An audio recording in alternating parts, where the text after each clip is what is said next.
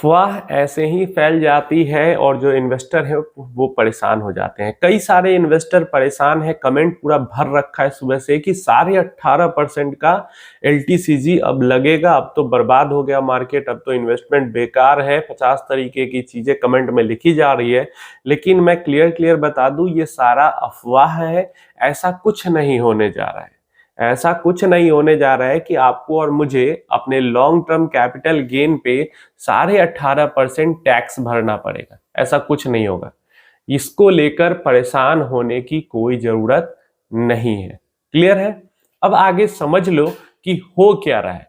तो यहाँ पे एक नया बिल इंट्रोड्यूस किया गया है जो कि अगले साल अगर इंप्लीमेंट हो जाता है, अप्रूव हो जाता है, इंप्लीमेंट हो जाता है, तो अगले साल जब बजट आएगा ना तो उसमें इसका अनाउंसमेंट किया जाएगा।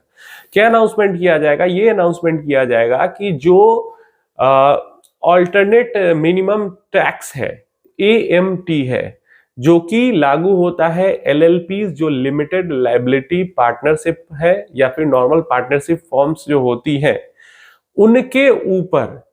और उसमें भी क्या क्लॉज है कि अगर LLPs हैं और वो अपना उनका जो मेन इनकम का सोर्स है, मैक्सिमम इनकम उनका कैपिटल गेन से हो रहा है, तो उनके लिए जो मिनिमम ये जो टैक्स है उस लिमिट को 12.5% से बढ़ाकर 18.5% कर दिया जाए।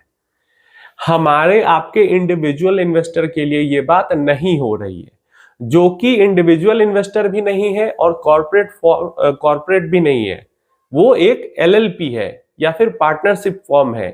तो इन पे वो चीज लागू हो रही है और वो लागू भी अभी नहीं हो रही है। इसको प्रपोज किया गया है कि 12.5% से बढ़ा के 18.5% कर दिया जाए उनके लिए, जो कि मेन इनकम उनका अगर कैपिटल गेन से हो रहा है। तो अब इस चीज को लोग के डिस्कशन हो रहा है कि नहीं, इसको कुछ लोग कह रहे हैं कि नहीं, इसको 12.5% पे ही रहने दिया जाए और जो बिल प्रपोज हुआ है वो 18.5% पे प्रपोज हुआ है। तो अगर सब कुछ के बाद भी ये इम्प्लीमेंट हो जाता है, अगर ये इम्प्लीमेंट होता है, तो डेफिनेटली जो LLPs फॉर्म्स हैं, पार्टनरशिप फॉर्म्स हैं, उनके ऊपर 18.5% का लॉन्ग टर्म गेन टैक्स लगेगा। मतलब मिनिमम 18.5% उनको देना है, ऐसा सरकार कहेगी। लेकिन कॉर्पोरेट के ऊपर या इंडिविजुअल इन्वेस्टर के ऊपर, चाहे आप करोड़ों रुपए इन्वेस्ट करके आपने रखा है, आपके ऊपर या कोई कंपनी है उसके ऊपर ये जो नया प्रपोज किया गया है बिल, उसका कोई असर नहीं होगा। तो ये चीज यहाँ पे है। तो इसके लिए आपको पैनिक होने की जरूरत नहीं है। कभी भी कोई न्यूज आती है, कोई भी चीज आती है, तो उसको अच्छे से समझना चाहिए कि क्या हो रहा है, क्यों हो रहा है, किस लिए हो रहा है, किसके साथ हो रहा है। नहीं तो ऐसे ही आप लोग पैनिक करोगे जैसे आप अभी कर रहे हो। मतलब भयंकर पैनिक मार्केट के अंदर मच गया है इस बिल के आने का नाम ही सुनकर। अब यहाँ पे ये भी समझ लो कि आज नहीं तो कल जो जैसा बीजेपी गवर्नमेंट का हाल है, अगर ये अगले 5 साल भी रहती है तो ये कैपिटल गेन टैक्स को नॉर्मल इन्वेस्टर के लिए भी 18-20% कर ही देगी।